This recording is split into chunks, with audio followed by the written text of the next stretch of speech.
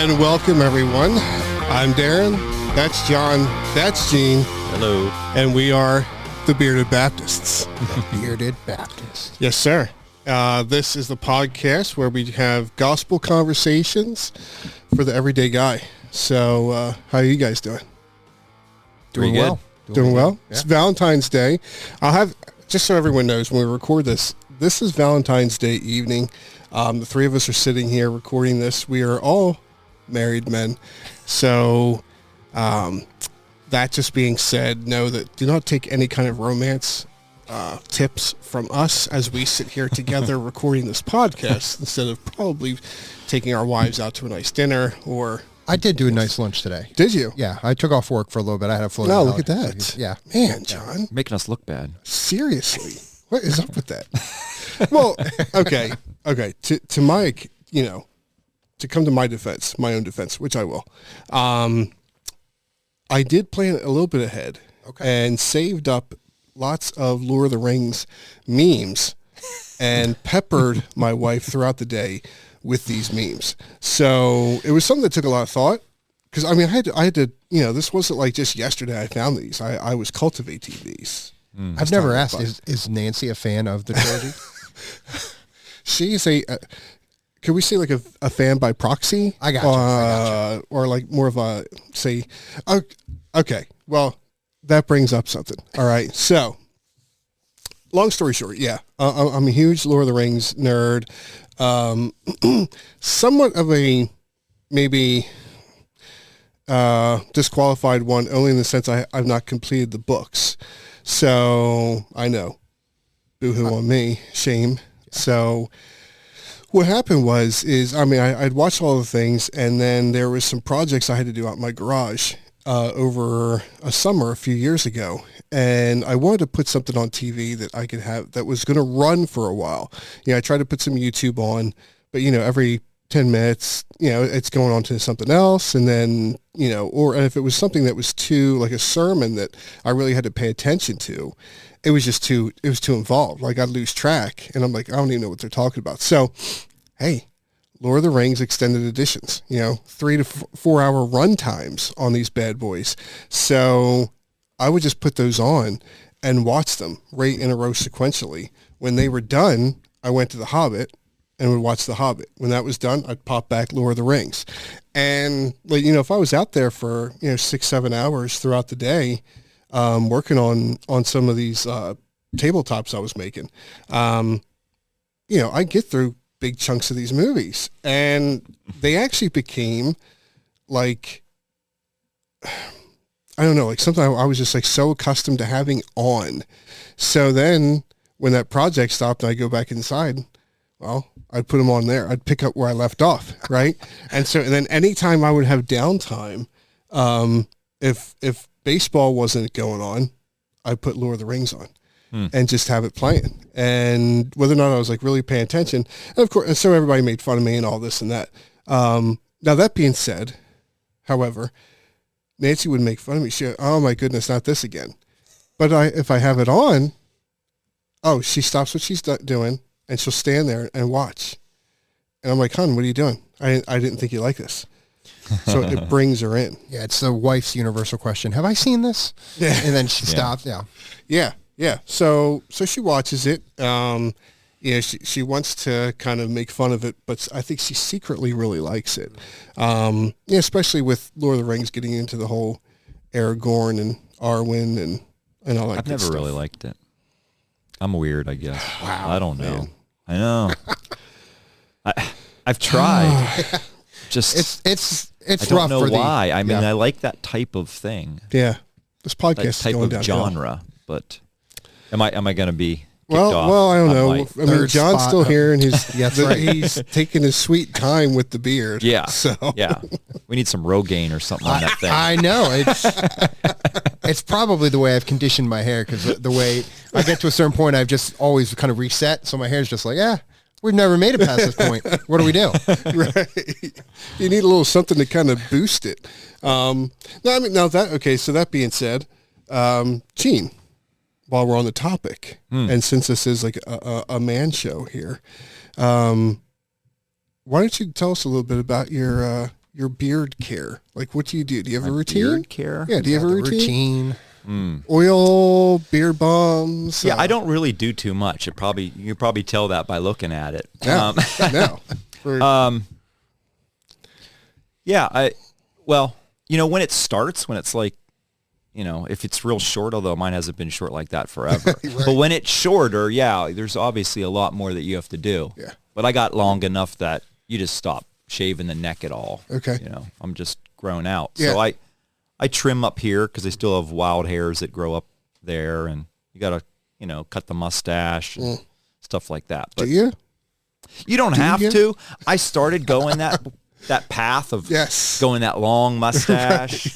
Right. The beard beats food guy. Yes. If you ever watch that. Yeah, right. That long mustache. But Right. man, mine was kind of curving into my mouth Yes. and get Oh, wow. food in Yes. there. It's kind of nasty. You almost have to separate it too when you eat. Yeah. You have to like and which is kind of, when you're at home, that's one thing, but when you're in public and you're like literally pulling the hair out of your mouth and you realize like it's that's frustrating. it's not a stray hair. Yeah. This one's connected, like it's not, someone didn't get something in my food. It's my own hair. But I find that my face will get dried out. Almost like you get dandruff on your head, or Yeah, you get dandruff, yeah. like especially in the winter, you get dry. My face will get worse than that. Wow. Yeah. So, I'll like shampoo it with like dandruff shampoo or something, just to try to condition that, and then I put oil. I think keeping it oiled, it's surprising. Yeah. Like if I wouldn't wash my hair, or if you don't wash your hair, it would get like greasy, right? Sure. Yeah. But your beard doesn't. Yeah. My beard doesn't get greasy. It almost like gets dry, and it starts it just sucks the moisture right out of your face. That's what I notice, at least for me. And that's what the oil is good for, putting that moisture back into your skin. Yeah. Which, and maybe I'm mistaken, but that is kind of more the point, is that the oil is more for your skin, to moisturize your skin, because, Right. I mean, I've seen guys take oil and when their beard's done, it's like they got soul glow, it's just like, Afro sheen that's on their beard here, and it looks like it's just dripping, and it's like, bud, You oil's more for your you called skin. me the Amish Gene, which I Well, I don't even wasn't want to gonna bring say that up that. because I don't want to come back doesn't to want that. the nickname to But say it. interestingly Yes. enough, like I think one of the oils that I've used is something Amish, something Amish beard oil, which is kind of funny, right? The irony of it all. But it has like a dropper, Yes. and so you can kind of like.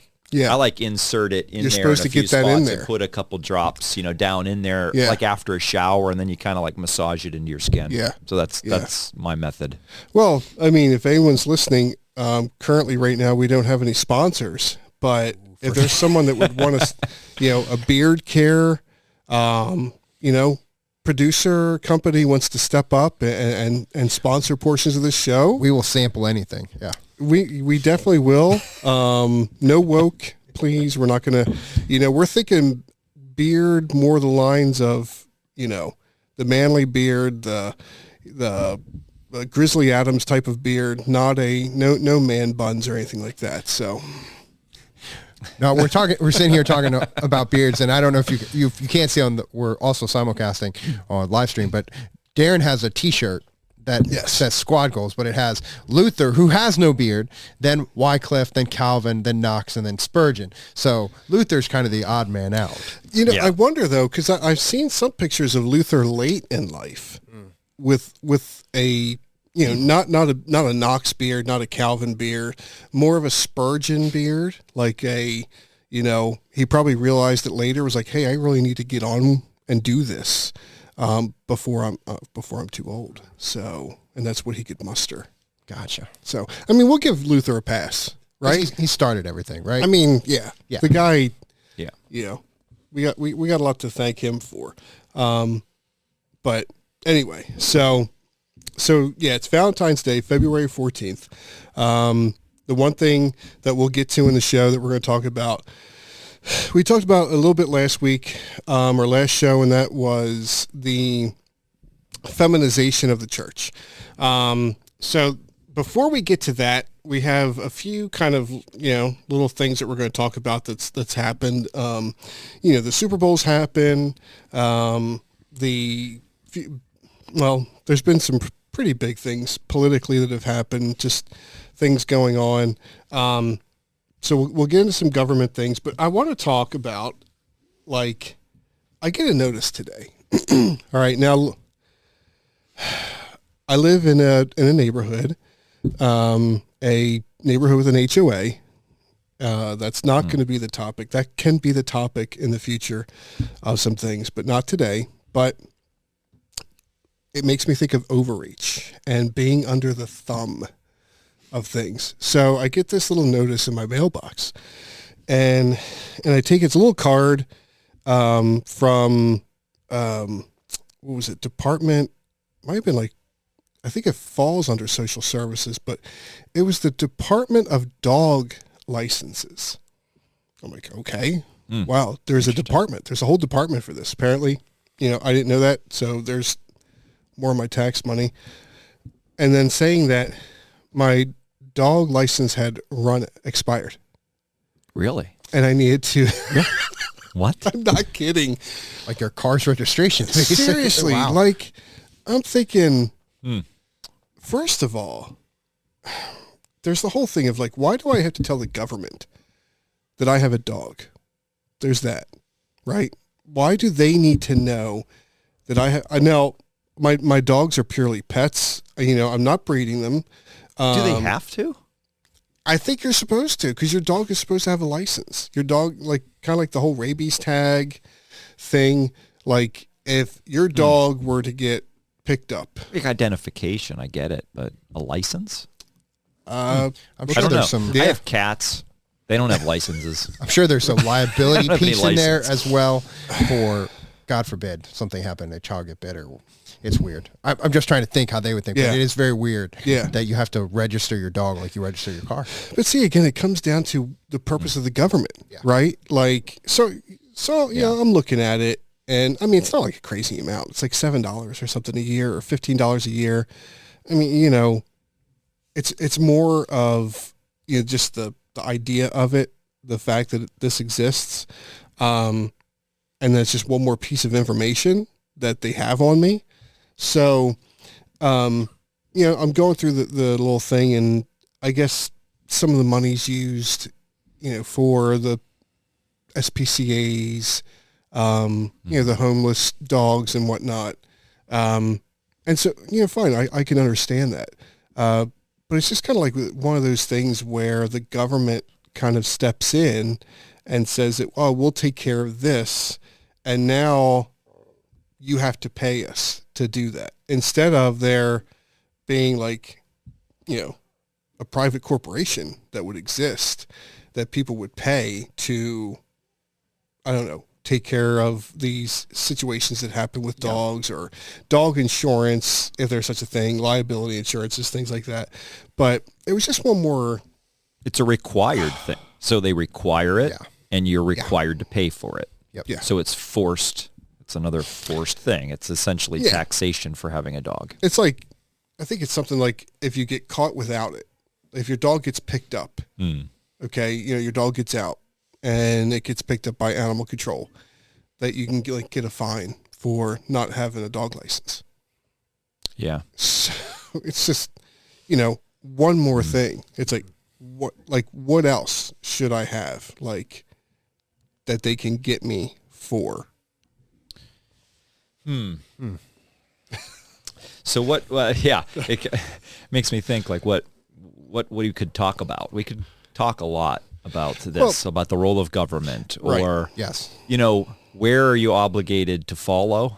Where are we not necessarily obligated to follow? Yeah. Like how do you make those decisions when they say you need to get a vaccine to be able to Oh boy. to do certain things? Things like that, right? I mean, that's a more extreme example probably than your dog, but nonetheless, I think it's it's quite relevant. Yeah. Yeah. It's just like, again, it just makes me wonder the amount of information that they have. Okay. The fact that I get the notice that they realize that at some point we didn't pay for it. Manpower to send this, the mail, the paper, just everything. all this because of a dog license. It just, Yeah. to me, it's nuts. Yeah. To me, it's nuts. Yeah, and it just speaks to, I think there's an influence, overreach, or just the presence of just kind of the government in our lives and things that we're not even aware of. I heard somebody talk about fire codes. Fire codes is wherever you land on that, fire codes could be considered government overreach. But then you look at, what was it, Spurgeon had that famous sermon where somebody yelled fire or something like that, and like people were trampled to death. Oh, right? right, yeah. But at the same time, is that something that should be the responsibility of the government to kind of cap off gatherings and things like that? So yeah, it's just, it gets your wheels turning thinking about, like, man, there is a lot of influence in our everyday lives that we've probably even become numb to or not even thinking about. And that brings up a good point of, it's like towing the line, just out of habit, right? Like, well, we've always done this, so we just keep doing it. Okay. We keep paying property taxes. We keep, so it's almost like just a given that you're going to have a property tax, that you'll never truly own your own land because they're going to keep taxing you on it, even if after you've paid it off. So it's things like that. And it was just one of those things that irked me, Well, so much of this you just get used to. You just said, but it's little bits at a time, and you build this, like, just a culture of where you just think that it's normal. It's that whole boiling the frog idea, right? Just slowly bringing the temperature up, right? Next thing you know, you have no freedoms. Yeah, like, I mean, right. They're in every aspect of your life. Early on, probably early on in this country, they would have looked at something like that would have been thought of as ridiculous. Well, that's right. It made me, you think about the initial idea of government. You think of the initial role of government, what the founding fathers first pictured that that role of government would be, to what extent, where their reach would end. And then it is, interesting because I go back and I was reading, I don't have it right in front of me, and I wish I did, because if I would have, if I knew we were going down that road. But in, maybe it was Deuteronomy, where they're talking about kings, and he's not to have amass silver and gold. He's not to amass slaves or amass, multiple wives. He's not to have all these horses and chariots, right? So there's a biblical idea of what the king would be. Basically, the king is almost like a normal man, right? But he's ruling over, and he has authority and whatnot. And then I'm in Samuel right now, in 1 Samuel, and right at the point where they're reminded again. They're asking for the king. They want to be like all the other nations, right? We want to be like them. We want a king, physical king, ruling over us. And Samuel warns them, they're going to take your sons and your daughters. They're going to take your wives. They're going to take your land, blah, blah, blah. And they're still like, no, we want a king.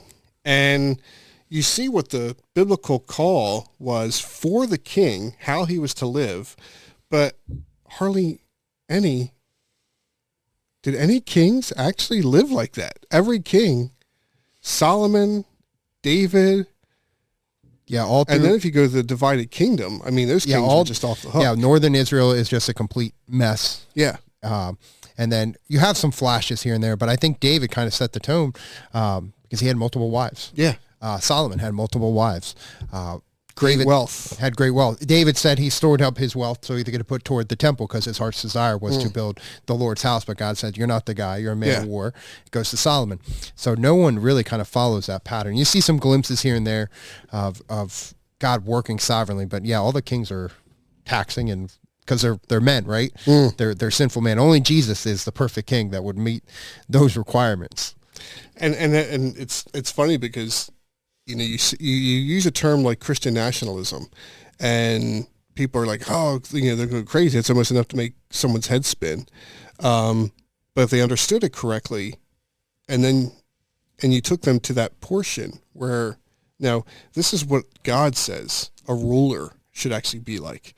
This is what God says or how God says a ruler should live, it's nothing like what the government is now. It's nothing like the leaders are now, as far as the egos and the wealth, and they're exactly like they are in the scriptures, as far as all the ones that have gone off the rails. Yeah, we're so far downstream into a secular.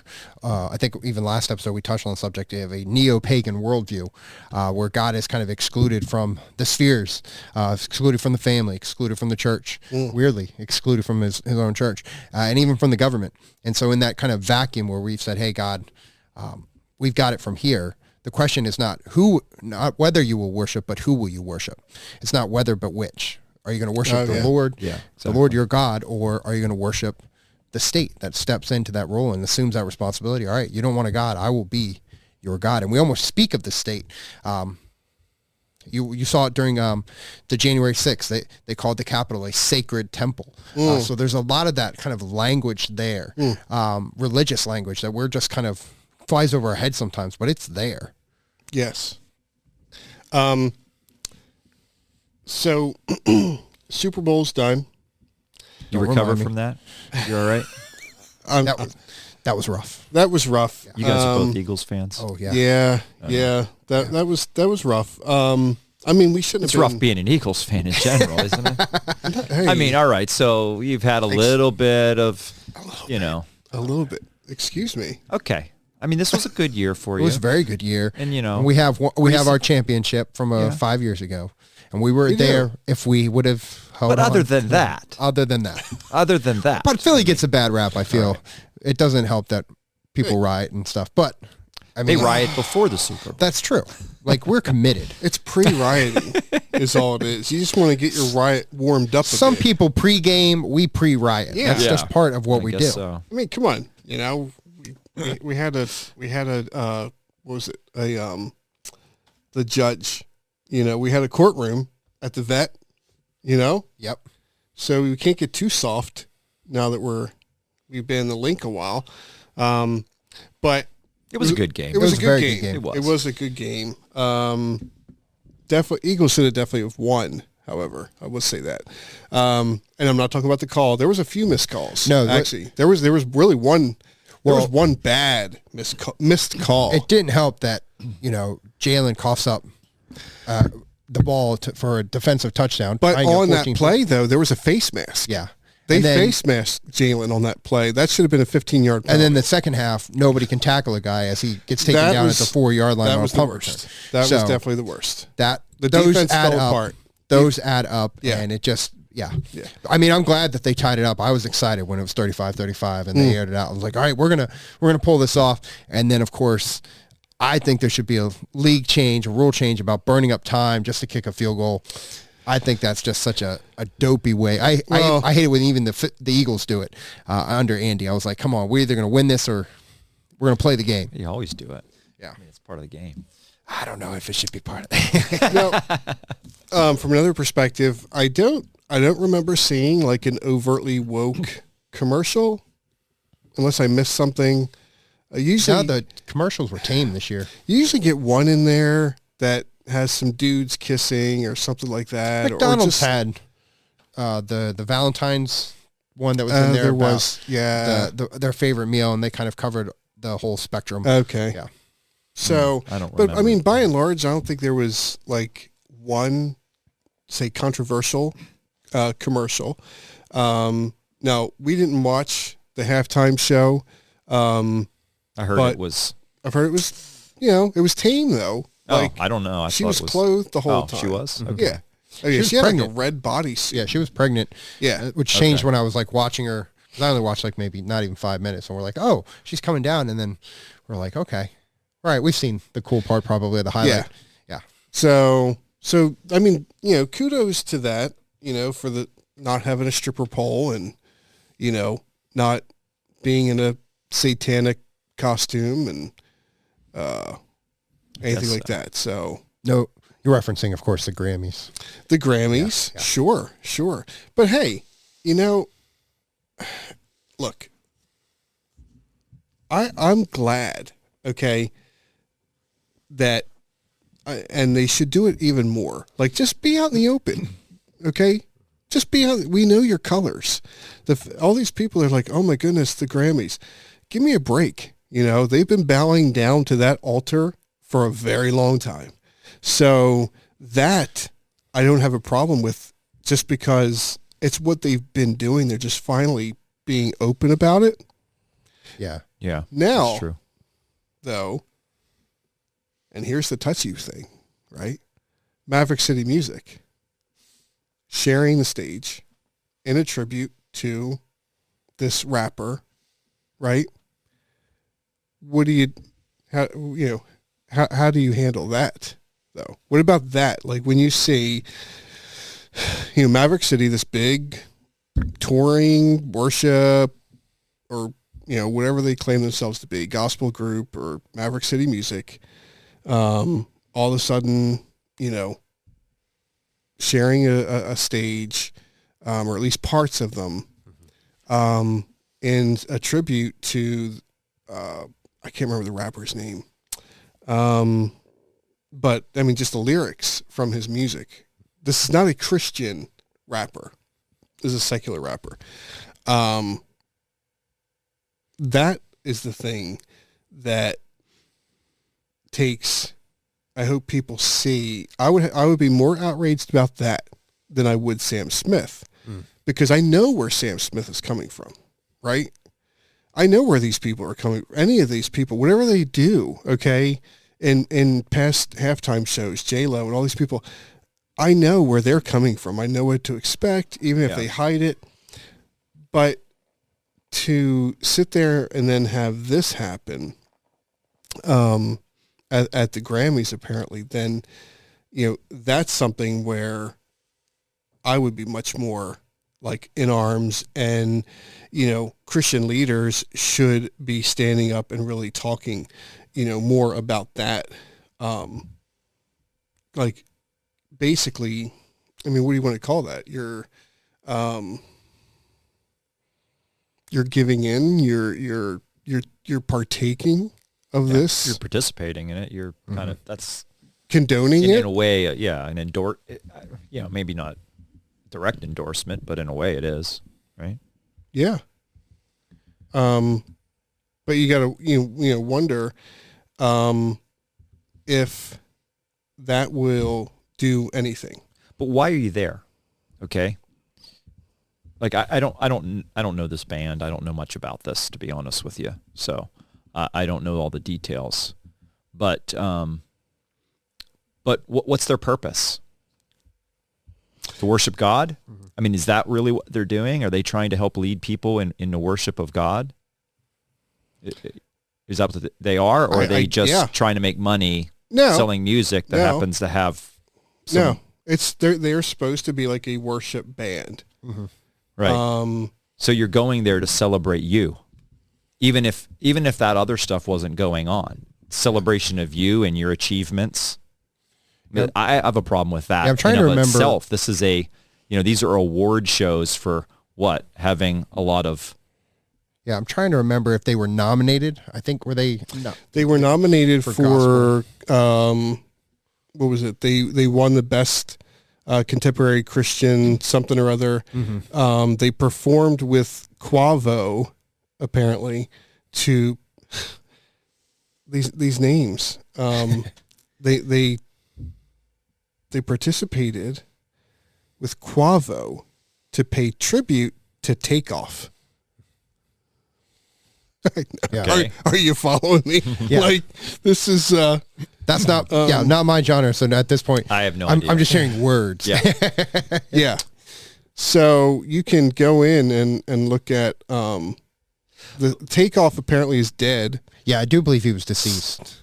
Yeah, but either way, you kind of go in and you look at some of what this person's. I don't know. Do we give awards out for the best preacher?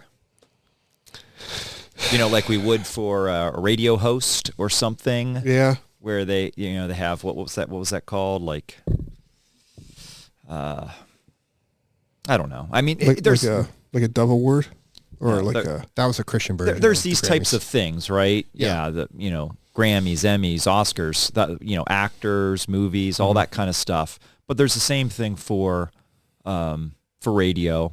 Like Rush Limbaugh has won it a lot. I can't remember what the name of it's called for some reason. But my point being is that it kind of flies in the face. That's all about celebrating you and your achievements. Yes. Yeah. That kind of flies in the face of what we're doing as Christians. Yeah. It's not about us. Yep. And if you're a worship band and you're focused on how good you are of a singer or a musician, that seems like, I don't know, I guess I have a problem with that.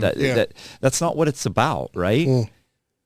You're supposed to be helping lead people in worship music. It to me, I mean, I don't know if there's anything wrong. I'm not saying there's anything wrong with making a career out of it, but going to a place, and especially in a place that a secular organization, if you're nominated by them, that might be a red flag right there. Yeah. Yeah. You know what I'm saying? Right. Well, one thing the scripture warns about over and over is pride. Mm-hmm. Right. Exactly. Right. This is the point. And it seeps in. Pride doesn't come full frontal, right? Pride comes through the back door, through the little window you left open, you forgot to lock. That's how it enters, very subtly at first, but before you know it, you're full blown, caught up in it. Not even pride, but even the scriptures make clear about good company. That a little leaven leavens the whole lump. That the company you keep can actually affect your morality. And so you want to be careful about who you associate with. Is that person stirring you on to follow Jesus and holding you accountable? Because we all have a bent toward lowering the bar because of pride, wanting to be accepted. I'm sure the argument will be made, they're taking the gospel into the secular world and they're doing what Jesus said, and the people are hearing those lyrics, and God can work in and through that. Yeah. Right? That's going to be the argument. But at the same time, you have to be very, very careful, because it is a very fine line. If there's no accountability piece, if people aren't watching out for you, you're not plugged into a local church. That's kind of how I feel about some of the worship bands themselves becoming ministries that aren't really tied to a church. We've heard numerous stories of and there's no oversight, there's no care for your soul, and so it becomes very worldly minded. Yeah, it made me think, who's converting who here, right? You got to be really careful. Yeah. Right? Yep. You can keep telling yourself that, but you wake up one day and you look more like them than they look like you. And that's the thing. I mean, I don't know exactly the backstory, where the connection is with whoever was in Maverick City with this person, if they just reached out to them, or what. But when you're sharing the stage, okay, and in that kind of, especially in something like that, national televised listenership, all that, you're, in some ways, you're giving approval to what that person is doing, what they're about. So, think about it. We'll probably, I'm sure, do an episode on worship music at some point. But one of the big things about, say, using Bethel, using Elevation or Hillsong, any of these, is that you're endorsing that song by playing it. You're giving approval to that. You are therefore, even if it's kind of like the long way around, giving approval to the people that make it. All right. Well, in the same way, if you're sharing the stage with someone, then how many people are now, oh, hey, who's Quavo? Let me go check him out. Yeah. And by looking at their music here that I pulled up, they don't have one song that's not marked explicit. So tell me how that's how would fit any kind of biblical guideline. So, see, those are the things. All right. Sam Smith is right in your face. I don't care about him, right? We know what we're getting with these guys. Yeah. Someone like a Maverick City, that's a wolf. Yeah. That's a wolf, and that needs to be called out. Yeah. And I think there was a pastor, Jonathan Brazel, down at Yorktown in Texas. Yeah. Did a Facebook post just saying, this is nothing new under the sun. The question here is what it exposes about the believer. Yeah. What are you allowing your kids to be discipled by if they are listening to Sam Smith, if they are listening to explicit rap lyrics in your home? What have you kind of given approval to by default. Correct. And I think that's something to keep in mind, because we could get down a rabbit hole about personal holiness is what we're actually advocating here. Take careful heed to your walk. But that there is I would say the larger evangelical church, just that kind of an acceptance of passive entertainment. I'm just going to receive this and I'm not going to process it through a biblical worldview. That's why you had articles a few years ago about Christians watching Game of Thrones. Correct. And how they're entertaining themselves, and just, you can't be passively accepting of this stuff. I'll be the first to admit we have Disney Plus, but we're constantly filtering it. I know. Yeah. I do it for the Star Wars, but I'll a lot of times I'll pre-watch anything before I show it to my family. And if something does fly under the radar, we'll stop and I'll go, all right, you saw this, but can we talk about, because I have 3 young sons, we'll talk about, all right, what does the Word of God say about that? Yeah. Like, so we can receive it. You want to make the argument for liberty, Christian conscience, but I think you do have to be more intentional. And this Maverick City seems like something you would want to be more intentional about, rather than just a blanket acceptance. Correct. Yeah. Well, it's very easy. I mean, you got a catchy beat. I don't know their music. Maybe I know it, but I just don't know it's them. I don't know, but you know, and you can easily follow along, right? There's plenty of secular bands I like, right? And you listen to the music. Half the time I don't even pay attention to lyrics, but when you start paying attention to them, you realize, And so when you're singing them in church, you better know what those lyrics are saying, right? Yeah. I mean, this is supposed to be your worship of God, and we should be really careful about what we're doing. So that was interesting. I guess, so we're good with Super Bowl. Did have the whole, first time all-female fighter pilot flyover, which... It's like the anniversary of women being allowed into the Navy, if I remember correct. That was probably one of the tagline. Biggest mistakes, and they shouldn't have really been there. But that is a topic for another roles day. And responsibilities. And again, this isn't that. So what are we doing? Feminization of the church, or we are. So that's going to be a little bit of a segue then, talking about that, the feminization of our military, which is evident. I mean, our military is going so woke, it's ridiculous. But we need to really look at the crisis that we're in modern, if you want to say big Eva, modern evangelicalism, by and large, is a just out and out feminization. The last 40 years, give or take, I would say, where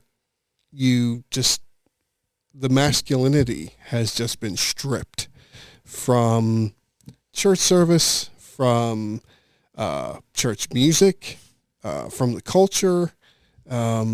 We have let feminism really just kind of creep in the back door. We've left that back door open. Feminism's crept in along with a host of other things, which will all make for good future shows. And it's gone unchecked. And, we know we've all, we're all from either same church, similar church. We've had church backgrounds. We've been in various forms of leadership in the church, involvement in the church, men's ministries, et cetera, and we see the effects. So, going from women fighter pilots, so sending women out to fight our battles, which again is not a dog on women, like their inability to do it, but it's the point is, what has God told us to do? So we look at what has God told us then to do in the church with masculinity and femininity. So yeah, I mean, it's a good point, but I could even go outside of that. Even if you weren't following Christ, right? How many men out there could feel proud about sending their daughter to war? Yeah, sure. I mean, that just something just doesn't feel right. I mean, you just got to look inside of you. Really? Right. That's somehow progress. That's somehow some equality issue. I'm going to send my daughter to potentially get brutally slaughtered or shot down and taken captive and tortured. Yeah. Really? Yeah. There's something messed up about that. Yeah. I mean, So maybe that's speaking to it. How many real men are willing to do that? The men are the ones, you're the one supposed to step up. Right. You're the one that's supposed to die. So that's the good If you're not willing to step up and die for your wife and your family and, for the women in your culture. Yeah. So the lack of men. Then you're not being a man. The lack of men stepping up, doing what they're supposed to do. Yeah. Creates a vacuum. Right? Well, the reason, The vacuum is then filled by the women. Right? I mean, it kind of started. It's intentional. Started in the Great Wars, Yeah. So many men were all fighting to fill the factories. They filled them with women. Yeah. And then, Uncle Sam or Caesar, as we like to call him, our good friend Caesar, who always has our best interests at heart, says, hey, I'll make it even easier because we're going to set up institutions for your kids to go, and we'll take care of them so that you can stay out there in that workforce, lady, and slave away, building another man's house, as another podcast would say. And then what happens is it just becomes normal. And then it becomes celebrated because it's, oh, we got this. Okay. Again, this isn't a knock on women's ability, but it's about the roles. Yeah. Right? Just because you can doesn't mean that you should. Yeah. Something that helped me recently was listening to Richard Dreyfuss. He did an interview with Glenn Beck, but Richard Dreyfuss, the actor, talked about his mother was was kind of a Rosie the Riveter. Like she worked in the factories. And what it created was the minute Dad came back, Dad was like, hey, thanks for holding my spot. Yeah. I'm ready to take over. It displaced Mom. Mom's going, I don't know who I am because I've given my kids over to the state to be educated. My husband's now come back and wants his job. And these General Electric, all these kind of home seers are now automating the home. So I don't know who I am and I don't know what I'm doing. And Dad's wrestling with the same thing, having come back from war, seeing horrific things. Sure. And trying to go back into what he thought was a normal life before. And there's just that kind of post-war, in between the greatest generation and the baby boomers is like this lost James Dean Rebel Without a Cause generation. But if you can find it, it is a great interview to just get that perspective. Is that recent? Yeah, it's fairly recent, within the last month or two. Yeah. Really? Yeah. But it's like an hour, like 90 minutes. And I was just riveted to just hear his perspective. And because they started off talking about civics, but then it led into other things. And it was just a great conversation. Doug Wilson talked about this a little bit. He just did a video on a feminine church or something like that. People are going to see where we get all our ideas from. I don't think we got the idea from that. It's a hot topic these days, right? This is true. But, this is true. Yeah, it's the Industrial Revolution started a lot of this too. Yeah. The more modern, these modern conveniences start displacing some of the roles that were traditionally played by women. You add convenience, and in our lives today, all about convenience, right? Yeah. You don't have to cook anymore. You don't have to clean anymore. We got robots, vacuum. We don't, all these types of things have taken away what were, in many cases, traditional, homemaker type roles. Yeah. And feminism, I would say, is downstream from egalitarianism, that there are no distinctions, that we can all just kind of move back and forth. And now we've seen kind of where that logic kind of carries out to now in the culture that we're in, as far as gender roles, trans movement, all of that is downstream from egalitarianism. And they would probably argue I'm being unfair, but I would say it's a natural working out of saying there are no distinctions, that you, the individual, get to determine your future. And that's the lie from the garden, right? That's what Satan was offering up to Adam and Eve. God doesn't define things. You get to define things. So go ahead and eat that apple. Right. And Adam's passive. He's out naming. He's like, hey, I just named that giraffe over there. Yeah, right. And because God lays the responsibility at Adam's feet, what have you done? And Adam automatically goes, no, it's the wife. Yeah. Right? So we see we're still wrestling with sin nature even now. And you look at these things happen when the men aren't doing what they're supposed to be doing, right? From Adam to David, not being out to war, gets caught up with Bathsheba. And also, I think what I've seen happening also is that you have this that started, back then and then evolves, if you will, into the norm, becomes a, the standard thing of, everyone is an individual who will seek their own happiness. Of course, many times this happiness is defined by media, defined by culture, defined by, various other things. Nowadays, it's social media. They seek after this happiness, realizing so many people, they get what is supposed to be all these things that make them happy and then realize that they're not happy. And one thing that I think is difficult to overcome is the social pressure to follow the track, right? Yeah. We were just doing it. My daughter is 17, okay, and most of her friends, right? They're going to graduate high school and it's off to college, okay, and so college is like the next pressure is, where are you going to go? Where are you going to go? What are you going to do? And I'm, fully behind my daughter and encouraging, like, hun, you don't have to go to college. You don't have to go amass this great amount of debt, okay, partly to find a mate, which... Yeah, we were having this conversation today in my household about, like, how do young people today find a spouse? Yeah. Where do they do it? Right? You have some that meet their spouse in high school, maybe. Maybe they're lucky ones, or, at a fairly young age. Great. Other than that, they're going off to meet them at college. Maybe you get lucky, but it's a pretty terrible place. I mean, these colleges are. Yeah. Oh yeah. Yeah. Sure. All kinds of crazy stuff going on there, or in the workplace, or where? Church. Hopefully. Maybe. But it's almost like, for her, okay, for me, and what I'm encouraging, I'm going to be proud of my daughter, whatever it is that she does, of course. But for me, I see no greater call for her life than to be a great wife, a great mother, to bring up godly children. What greater responsibility is there than that? What biblical other... That's what God told Adam and Eve.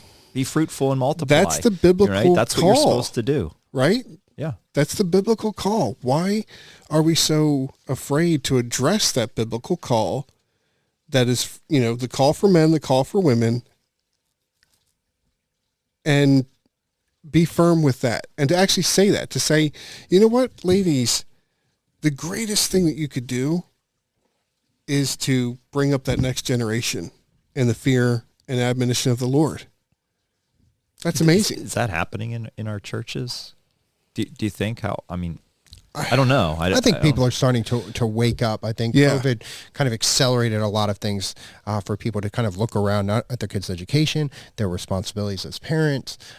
So I do think people are starting to wake up, but a lot of people are probably, what is that first step? What does that look like? What does that even mean for us? And having to wrestle with, hey, we've been going down this path like a mouse in a maze, hoping that the cheese was at the other end. We got to the other end. There is no cheese. Yeah. So what do we do? Right? Because that's the big thing that you wrestle with. It's like the prodigal son. They have to come to the end of themselves to look around and go, man, it was better. Yeah. And some of them don't even know what better is because they've never been shown through the church or their circumstances, how they've grown up. Meet with guys on like a Saturday that this is kind of foreign language to them as you're walking them through what it means to be a biblical man. Yeah. Yeah. And I've seen this, I've seen the outcome of this in the counseling rooms, and you sit with a husband and wife who have basically been two individuals they're off in their own directions, right? Yeah. And it's like, okay, how do you come together? how do you, if one is, there's, the man is seeking his career, the woman is after her career, and it's like, okay, so where are the kids? So the kids are in the system for many hours a day. Just byproducts. And then it's why, and then people are surprised that there's a disconnect, that their marriage isn't doing well. It's, well, we've got all these individuals, but we don't have a family, and no one is like together on a mission, pointed together in a direction. We're all just kind of, each individual seeking their own American dream. Yeah. Well, as you know, I do financial counseling. It's the same thing, right? Husband and wife having separate bank accounts. They don't share the money. Wow. Mm-hmm. Like, I mean, I can't understand that. I mean, how do you run like that? I mean, they're roommates. Yeah. Right? Yeah. I run into essentially. that. Right. Yeah, it's the idea of covenant, that your marriage is a covenant, that you are two people locked in. We say it in our vows, good time, rich or poor, good times and bad, sickness and health. We are locked in. We're not departing. But that's read through the lens of being a contract. Yeah. Right? Sure. And the individualism is, again, pardon me, an outworking of, I'd say, egalitarianism. That there are no that the individual gets to set the terms. Not, hey, God has so orchestrated. This is what a man is. This is what a woman is. This is what children are for. This is what the church is for. This is what the family is for. This is what the state is for. And so as we've kind of pushed God out, we've been left to ourselves to go, all right, well then I'm going to define this. But if I don't want to define it, I'm going to outsource it to somebody else. So I'm going to outsource it to the state. I'm going to outsource it to the school districts. I'm going to outsource it to the church to basically carry out my kids' discipleship when the ownership's on you, right? And we talked earlier about feminization. Even our lyrics are very emotionally driven. As we worship through the church, it's like my wife was just pointing out recently. She's like, man, I was just struck by the word I.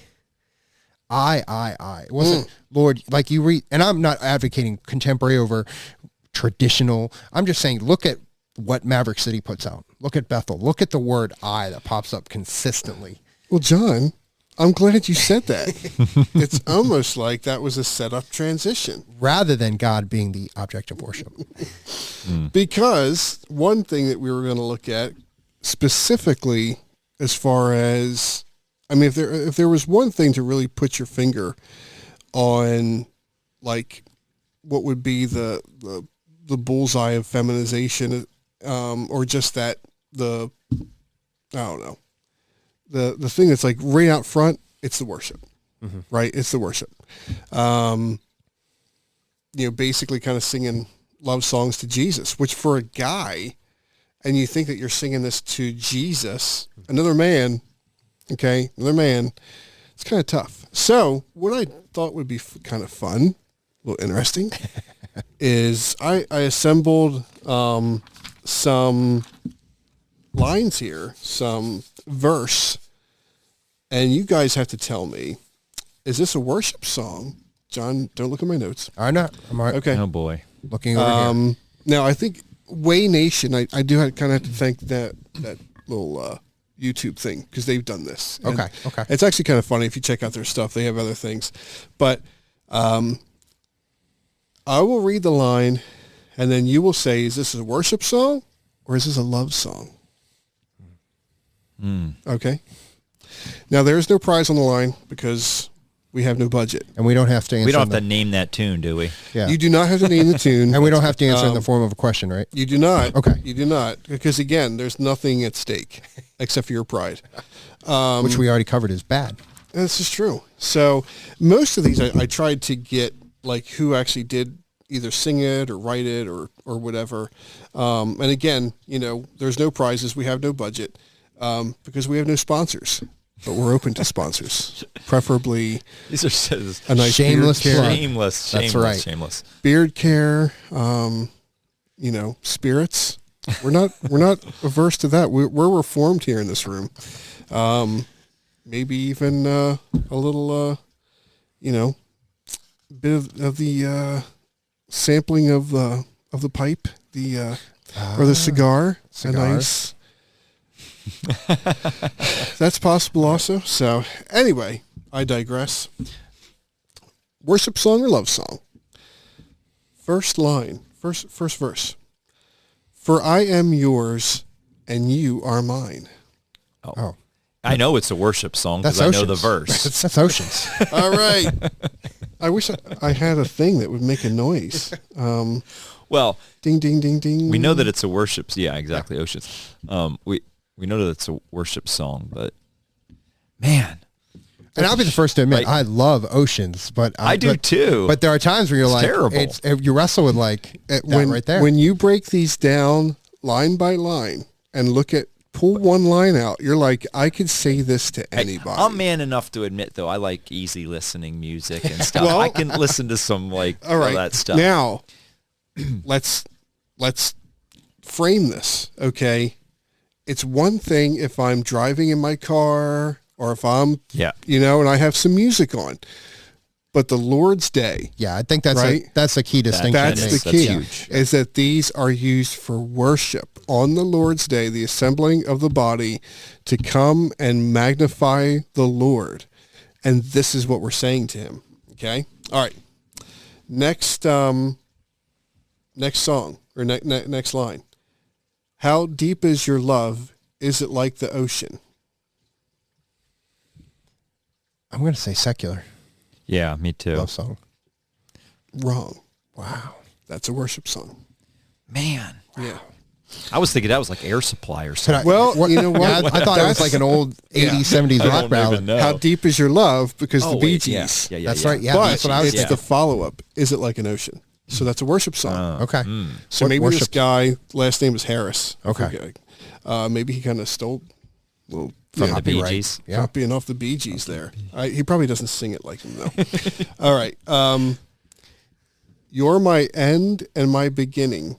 Even when I lose, I'm winning. I'm going to say worship. Sounds like a worship song. Where's my little? Here we go. Wow. Sorry, guys. Like literally that was good. Isn't that That good? could be right there in a worship actually- song. I'm surprised. And again, I'm this is John Legend's All of Me. Okay. I'm not. So I don't really listen to John Legend. I know who Yeah. he is, but I just don't listen to it. well, if I Yeah. ran the I show know better, who it I'd is, have too. that queued up and play a bit. But then we probably get demonetized. Not that we are monetized, but we could be monetized, and we have no problem with that. That's based on how use many it people before we view have it. and listen. So There's nobody's listened to this yet. Hey, millions have listened to this, so I claim that. Okay. now we're word of faith. All right. We'll talk about that. We just got a whole nother demographic. All right. Okay, next one. The colors of the morning are inside your eyes. Oh no. I'm going to double down and say love song. Me too. Yeah. I mean, if that's a worship song, I got to. What? Are you kidding me? What? Phil Wickham, you're beautiful. Yeah, I'm not up to date on Phil Wickham, so Oh my! It's been Okay, this puts things in a whole different perspective. Because when you hear the music playing and Yeah. and whatever, you can easily get absorbed into Sure. it, and you stop paying attention to the you get absorbed into the presentation. the present. Yeah. Yeah, exactly. Yeah. all right. You're all I want. You're all I ever need. That's oh boy, it's a worship song. I'm gonna just keep riding the wave. That's a love song. Okay, which one's right? Okay. Do you guys have to be? I don't have a sound for that. That is a worship song, and it's by Michael W. Smith. You'd think I would learn, but I'm just like, Yeah. I'm always the optimist. All right, next one. This is My Love is Alive way down in my heart.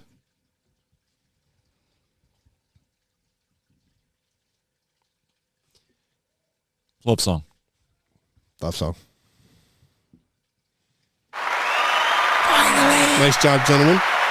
That's What did we get? One right. the title was really long, so I didn't write it Two. down. We got the We got first two. one right. I We actually did. knew the I first guess I one. should and we don't- keep track of this, huh? So yeah, we're 2 got for those in. 6. Yeah, something Yeah. like that. Okay. Still Next song. Not really. So you're saying there's a chance? Well, yeah, if you win the rest. Everywhere I go, always on my mind, in my heart, in my soul.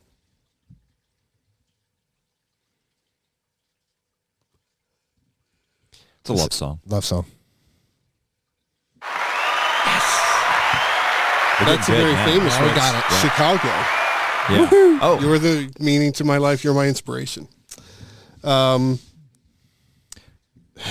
Next one. Your fragrance is intoxicating in our secret place. oh man. I'm going to say worship. That's a worship song. I feel like that's but a worship song. boy, that feels wrong. Yeah. I feel like I need a shower. I do too. Right? That's like terrible. It wouldn't surprise you that that's by Passion. Passion. Okay. Music, so, yeah, that's Yeah, that felt dirty. I mean, that does. got some antibacterial around here, Yeah. but it does. Your fragrance is intoxicating in our secret place. I mean, where do you go from there? Oh my goodness. Yeah. So, okay. Next one. You're the light in my deepest, darkest hour. You're my savior when I fall. Let's go worship. It sounds worship. That's the Bee Gees. Ah. That's the Bee Gees. Wow. I didn't Yeah. know the Bee Gees were such a good worship band. They are. Man. I mean, if they want, if they want to come back, they could Yeah. just like I mean, their voices were high enough too to go with all this feminine pretty stuff. much. Yeah. Pretty much. Yeah. All right, next one. Then Oh, then you came along and put me back together, and every desire is now satisfied here in your love. I feel like that's a worship song. I feel like I've heard that. But I could. I mean, put back together. It sounds like it should be a worship sounds like it should be a song. worship. Sounds like worship, yeah. Okay. It's Elevation. Okay. Elevation. Okay. It's a pretty popular one, but I forget the title. So, all right, three more. We are. Let's see what you guys got. You guys aren't doing too bad. I should have probably maybe dove a little deeper into some good vineyard music or something that before your times. So.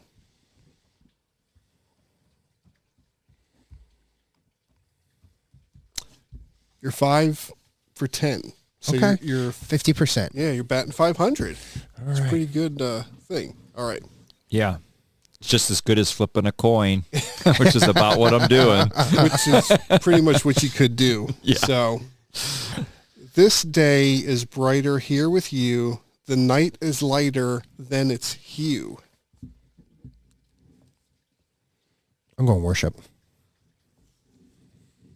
I feel like that's a worship song. Say that again.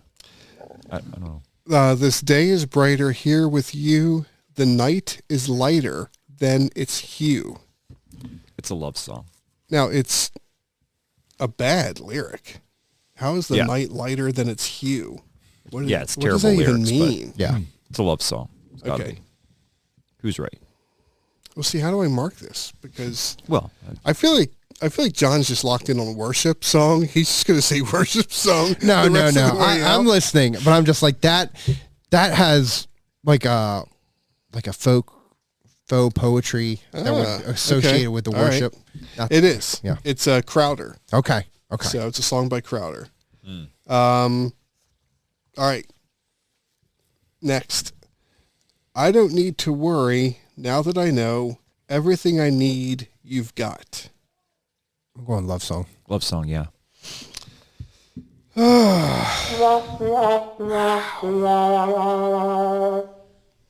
That's Honey in the Rock. Okay. Yeah, I don't think I've heard that one. Yeah. Last one. Now it's time to free me from the shame. I gotta find that peace. Worship. Yeah, let's just close out worship. Now listen to this. Okay. Both you guys thought this was a worship song. Okay. That title is called Stupid Love by Lady Gaga. Nice. Good to know. Now, Good way to close it. Yeah. Close that Well, series. let's juxtapose that just real quick. Some of these lyrics that we heard, love songs, some were worship songs, still very difficult to tell, right? Which in and of itself, as you guys said, either one could go either way. Yeah. Now, if we take a look at a good, solid piece written by the aforementioned Martin Luther called A Mighty Fortress I was going to say, you're doing is Mighty our Fortress. God. A mighty fortress is our God, a bulwark never failing. Our helper. I should have brought my thing. Your glasses. Yeah. Our helper be amid the flood of mortal ills prevailing. For still our ancient foe does seek to work us woe. His craft and power are great, and armed with cruel hate on earth is not his equal. Well, I did not do that justice. It just flows, Darren. Because that flowed flows. just flowed right off right off your lips there. I meant to grab Note to self: my bring reading glasses. spectacles Do you need one of us here. to read it? Or even look at the next one. John probably could read All it better than me. hail I'm the about as power boring. of Jesus' name. All hail the power of Jesus' name. All hail the power of Jesus' name. Let angels prostrate fall. Bring forth the royal diadem and crown him, crown him, crown him, crown him Lord of all. Boom. So what's wrong with that? What's wrong with that? And look into his sparkling eyes In our secret place. in the intoxication of his, of his scent I mean, or whatever that was. right. Like Oh man! even my really messed up mighty fortress is our God. Well, it goes back to, I think Darren asked the question earlier when we were talking about Maverick City. What are we here for? What is the purpose? Yeah. What are we gathering for? And if we're operating from an individualistic mindset that the church is to be transactional, then we're going to settle for songs that make me feel well. Yeah. Because I should Thank leave. you for everything you did for me. I'm going to do this. I'm going to do that. I'm all in for you because you're so cool. You're so great. Or if You it's- love me so much. Or if it's a showcase of talents, because I'm old enough to remember the offertory special where that individual that could really sing got up and as Sure. they're taking the offering, Yeah. they sang their song and you're like, oh wow, that person can really sing. Right. But if the gathering of the saints is designed for just that, the gathering of the saints to hear the word of God, to sing praises to him, and to go through the sacraments or the ordinances, the church carries out discipline. If the gathering of the church is for that it's about him, then we really need to take a look at the content of what we're singing, the attitude that we have when we come to worship. Is it about him, making much of him, Right. so that I can worship him rightly and then go live out my life as he has structured, as he has ordered through his word? Or is it all just touchy-feely? I know the church that I attend, one thing that we've done is we've transitioned more to congregational singing, where we have people that play instruments and they sing and they kind of get started and then they'll kind of step back. Yeah. And the instruments are still going, but then the bulk of the singing is done by the church, which I love. I think that's awesome. As it should be. Yeah. I mean, to look at those lyrics of modern worship music, is it any surprise that the men aren't like stepping up? Yeah. And this is the trap that I think we've fallen into in evangelicism is we don't have, it's not about catering to needs, but how do men participate in the worship of their Savior? How do they participate in the worship of their King? If I have an individual that can hit an extremely high note, and praise God that they have that voice, I tap out. I just go, I can't hit that. Right. But at the same time, I'm not participating in worship. And then I have a message that's told, hey, do more. Be a man, step in. You know, why aren't you participating in this ministry and lean in and do all this stuff? And you're like, dude, you don't have anything for me in worship. What could you possibly have for me? I've struggled with this a lot. What do I do? You hear the message over and over about, you know, almost feeling of doing more, being more committed, being, you know, and I think the average guy out there is like, what does that mean? I don't think I'm supposed to be a pastor. You know, I don't feel talented or feel any calling to do that. You know, maybe not missionary. So where do I go from here? Right? So where is how to be a godly man in everyday life? How to be the godly carpenter or whatever. And then if you walk in to a lot of services, you know, and it's love songs sung by women, like at an octave that you can't reach. Is this something like how many men are going to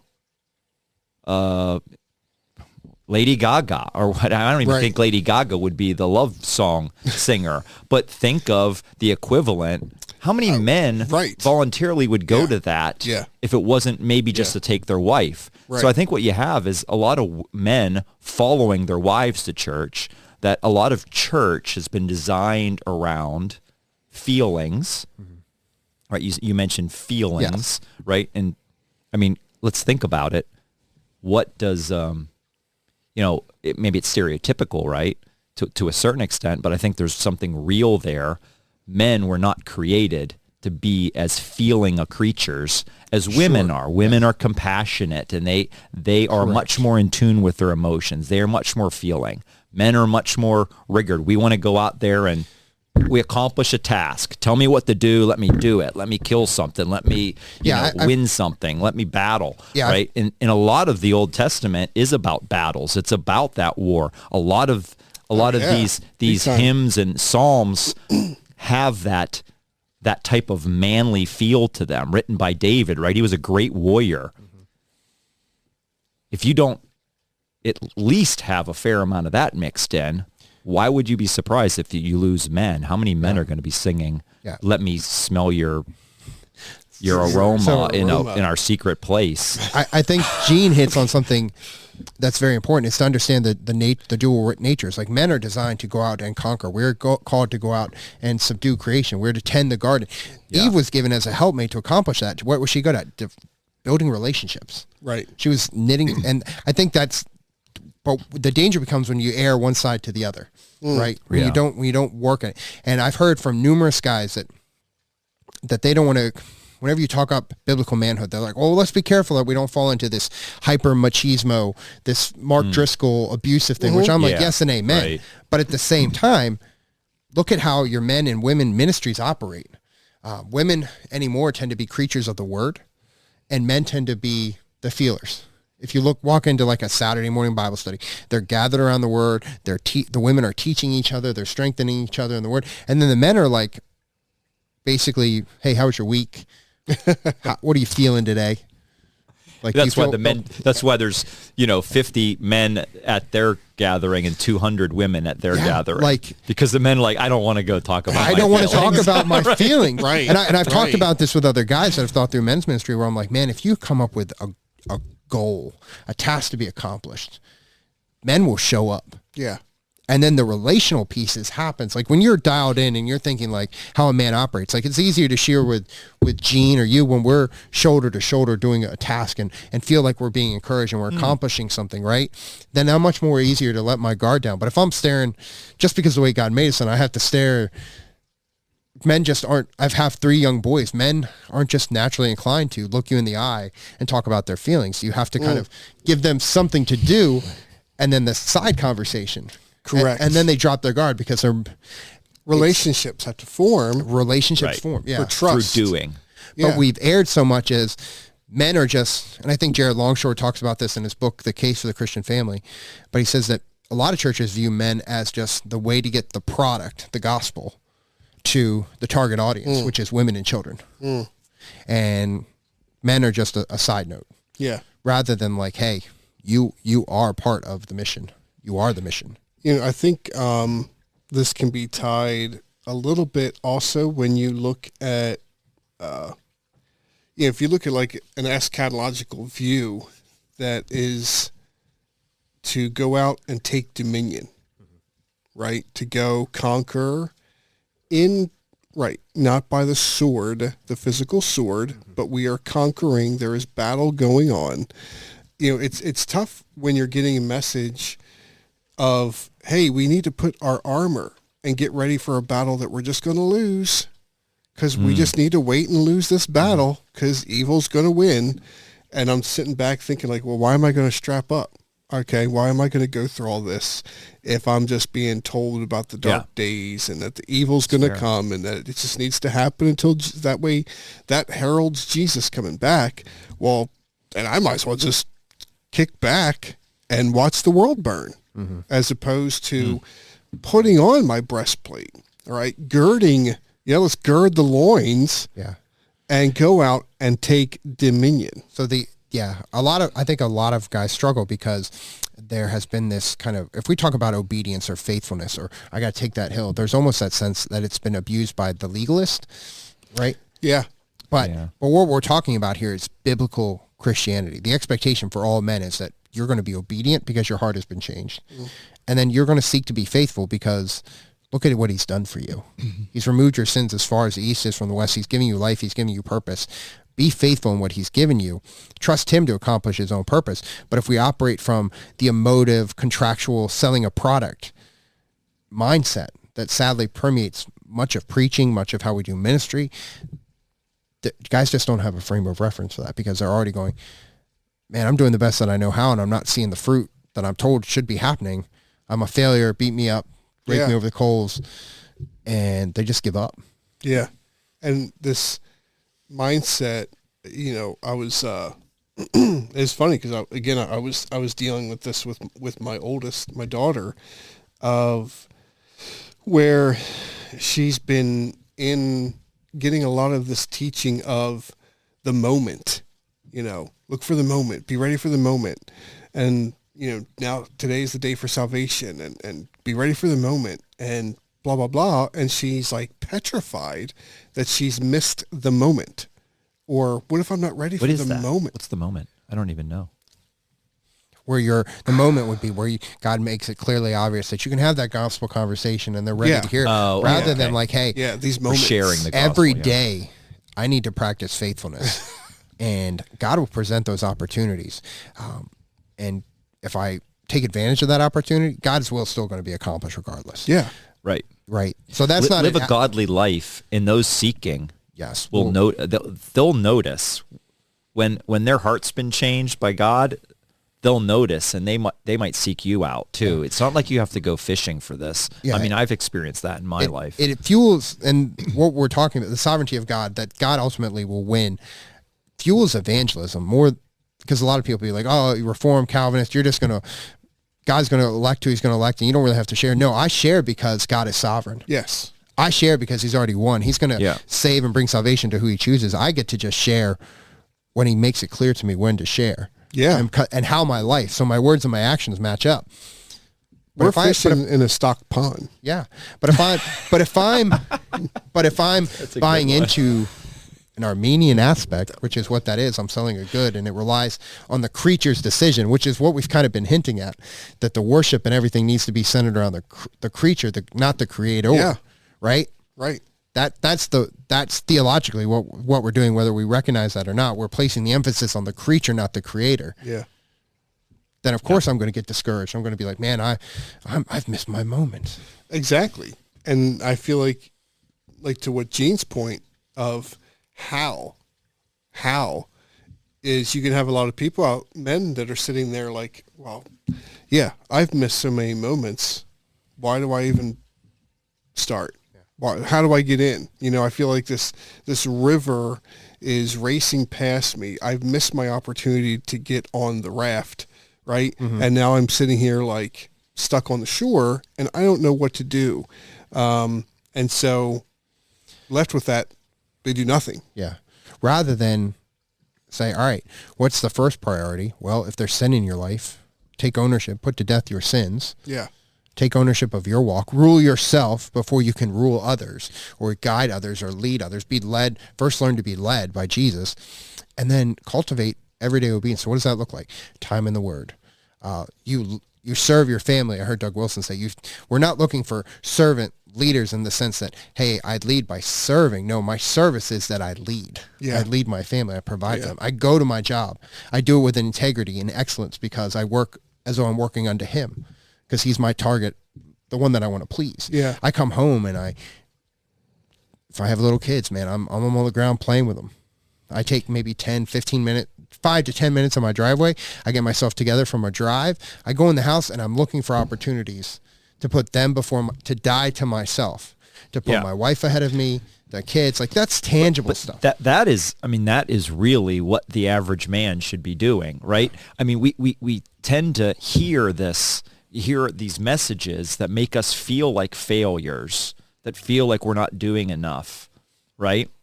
Because I'm not a preacher, I'm not a missionary, like I said. So we're thinking, well, I'm not doing anything. I missed my moment, whatever. I didn't talk to that guy at the gas station. Well, rule yourself, rule your family, right? Those two pieces, pour into that and do it really well, and the rest of the stuff will start falling in line.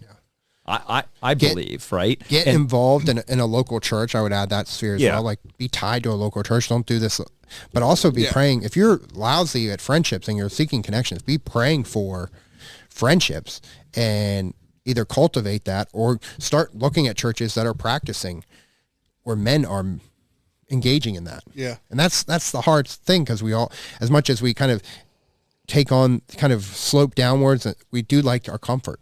Yeah. And it's hard to be like, hey, I need to leave this to go over here where God has clearly answering these desires of my heart that he has placed there. And that's something too. Men need to know that when we're hearing this message of the kingdom and advancing the kingdom, that everyday things that we're doing in faith and for the glory of God advances the kingdom. All right. Every time you pick your Bible up and read scripture, you're advancing the kingdom. When you pray with your kids, you're advancing the kingdom.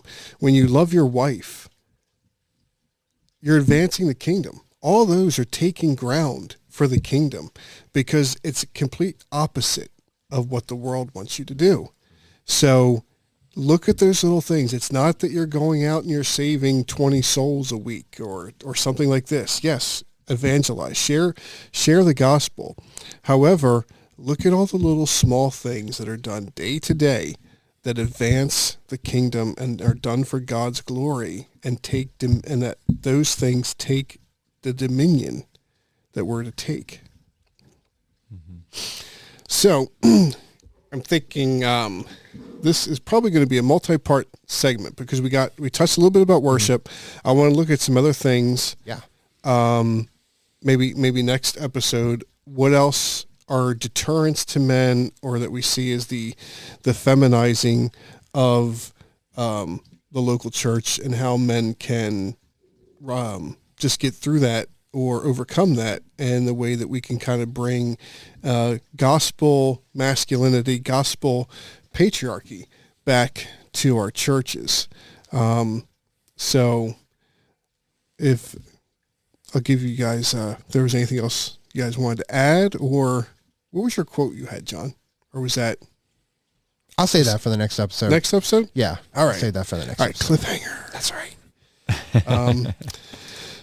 All right, then. So as the music begins and we start to fade out, one word to the gentleman, all right, for Valentine's Day: love your wife.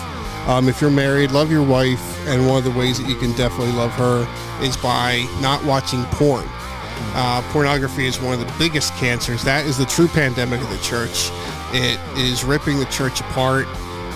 Sin separates, as a popular term that we like to hear, and that's probably one of the greatest. So if you're struggling with that, there's a lot of great resources. In fact, the resource that sponsors right now our show is brought to you by Sovereign Joy Ministries. And Sovereign Joy Ministries is a multifaceted ministry that focuses on biblical counseling and the family, growing the family, building the family.